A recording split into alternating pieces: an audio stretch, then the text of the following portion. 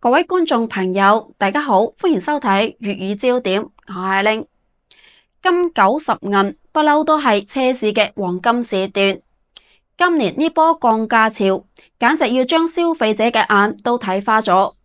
行入 4S 店隨便轉一圈，銷售顧問遞過嚟嘅報價單上，紅泛泛嘅優惠數字，比秋天嘅楓葉仲扎眼。特別係燃油轎車嘅市場，各大品牌好似約好咗集體跳水咁樣，就連平時高高在上嘅豪華品牌都開始放下身段搶客戶。半價嘅奔馳、寶馬擺喺嗰度，你話邊個唔心喐呢？呢個唔係開玩笑噶，係真金白銀嘅優惠。英菲尼迪 QX55 直接讓利22.5萬。降幅49%，呢種力度以前只有瀕臨倒閉先敢咁樣玩。有一講一啦，呢輪降價背後嘅邏輯好清楚，新能源將價格鬧點攞走啦，燃油車唔跟就要凍過水啦。所以你而家睇到嘅唔係單純嘅促銷，係生存戰。為咗衝刺季度同埋年度銷量目標，各大汽車品牌從一線豪華到主流家用都加入咗呢場價格嘅混戰。無論係為咗清理燃油車嘅庫存，定係應對新能源汽車嘅強勢衝擊，降價似乎成咗最直接有效嘅促銷手段。縱觀成個榜單，奔馳 A 級同埋捷豹 XEL 都俾出咗5折嘅大幅優惠，而寶馬五系、奧迪 A4L 等傳統熱銷豪華車降幅亦都普遍超過咗11萬，比例高達35%。喺家用轎車領域，日產軒逸、大眾朗逸呢啲銷量上清樹，亦都出現咗4萬以上嘅優惠。呢場席捲咗成個轎車市場嘅價格調整，清晰咁反映出當前行業嘅競爭激烈程度，亦都為消費者帶嚟咗一個難得購車嘅窗口期。真慘，10月轎車大降價，最高讓利50%，豪華同埋合資齊跳水。要話呢輪降價最狠嘅，就要睇豪華品牌陣營。捷豹 XFL 直接掟出咗17.48萬嘅優惠，相當於8送1部緊湊型嘅家轎。隔籬展台嘅奔馳 A 級亦都不甘示弱，12.56萬嘅讓利，令呢款入門級豪車直接跌進咗13萬區間。銷售顧問話，最近嚟睇車嘅人1/3都係衝住呢個價格嚟嘅。更誇張嘅係二線豪華品牌林肯、宜石同埋雷克薩斯 ES 嘅優惠幅度都超過咗8萬。要知道呢啲車往年都係加價提車嘅熱門選手，合資品牌呢邊更係殺紅咗眼。威朗直接祭出6萬大禮包，呢個力度放喺半年前邊個敢諗？銷售經理私下透露，佢哋嘅店呢個月已經超額完成降價指標，但為咗衝銷量，只能硬住頭皮繼續加碼。逸動同埋伊蘭特呢對老對手亦都冇限住，一個降3.3萬，一個降咗4.2萬，將原本就唔富裕嘅自主品牌生存空間又擠掉一塊。就連上年霸榜嘅軒逸都扛唔住壓力。4.53萬嘅優惠令佢嘅入門價直接殺到8萬出頭。B 級車市場嘅價格戰打得尤其慘烈，雅閣同埋凱美瑞呢啲常青樹都未能幸免，前者優惠6.8萬，後者亦都有5萬左右嘅讓利。最令人瞠目嘅係奧迪 A4L 14.83萬嘅優惠幅度，相當於打咗個6折。銷售顧問話，而家訂車至少要等半個月，因為庫存車都清空晒。就連向嚟以保值率著稱嘅寶馬3系，而家落地價都能做到25萬以內。呢個喺2年前簡直唔敢諗。要話真正嘅降價王者，仲係要睇嗰啲曾經價格堅挺嘅車型。卡羅拉呢次直接跌破8萬嘅大關，起售價比某啲國產小型車仲平。思域雖然嘴上話唔跟風，但終端30%嘅讓利令佢實際成交價直逼10萬嘅區間。更絕嘅係凌尚呢種日系準 B 級車，28%嘅降幅令佢成咗性價比之王。唔少精打細算嘅家庭用戶都將佢列入咗購車清單。豪華品牌嘅中大型車亦都未能逃過降價嘅命運。奧迪 A6L 俾出14.56萬嘅優惠，呢個力度足夠再買部新能源代步車。寶馬5系進口版12萬嘅讓利令佢嘅性價比直逼奔馳 E 級。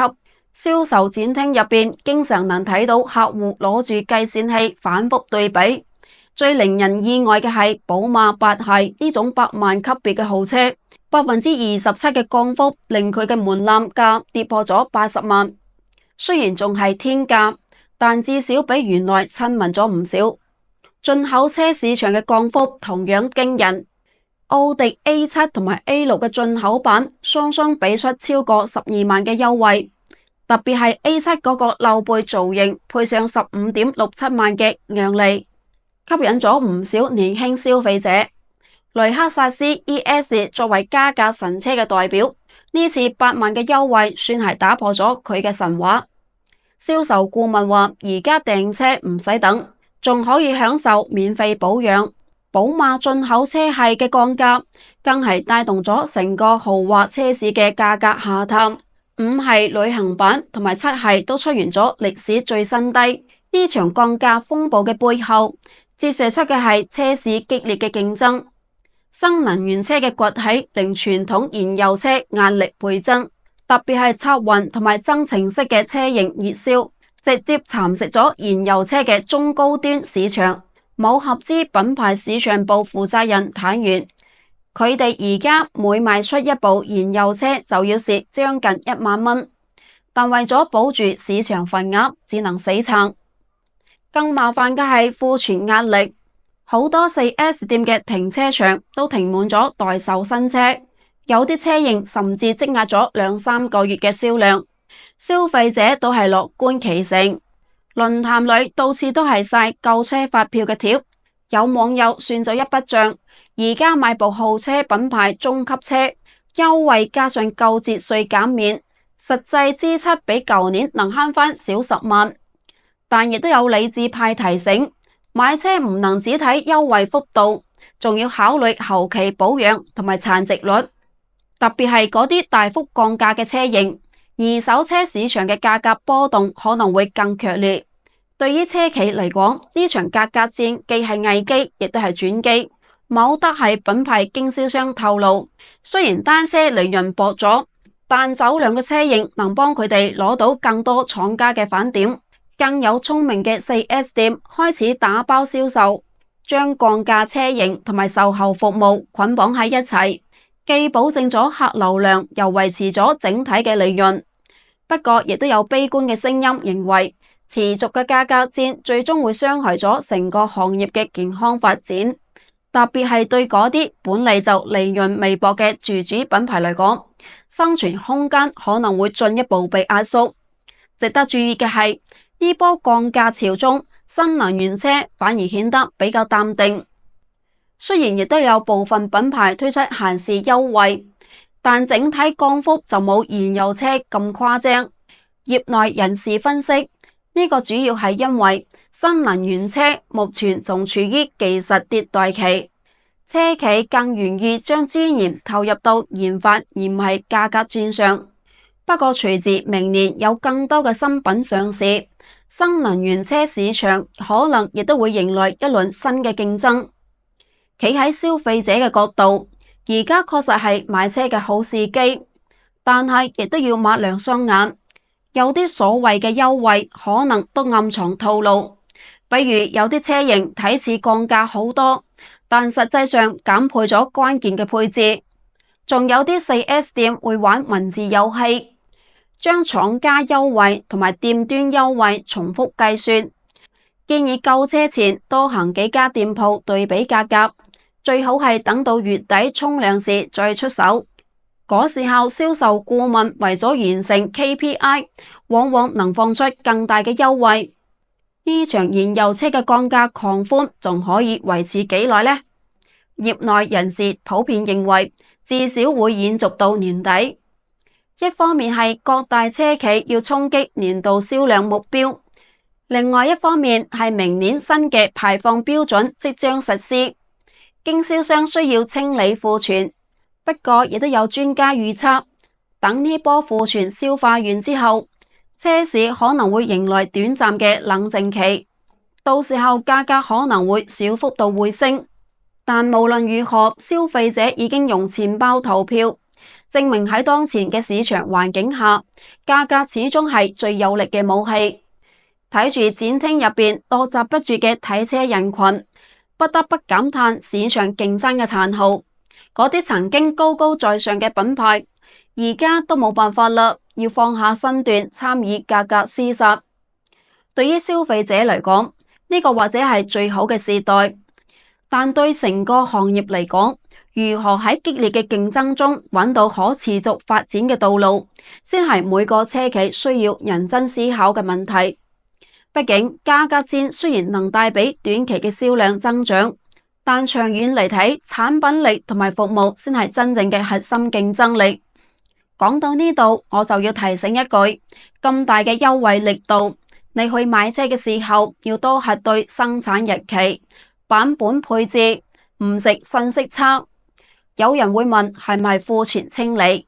我唔否認有負零車嘅可能，但更大嘅驅動係終端拉量，唔係話數據唔好睇，睇門面就知道銷量更關心當月任務，車源嘅版本差異會被忽略。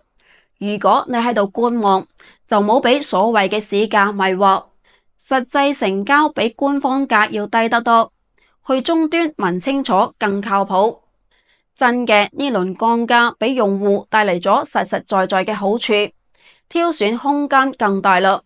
但係要多睇細節、生產日期、版本配置、維保成本、金融方案，冇只睇大數字。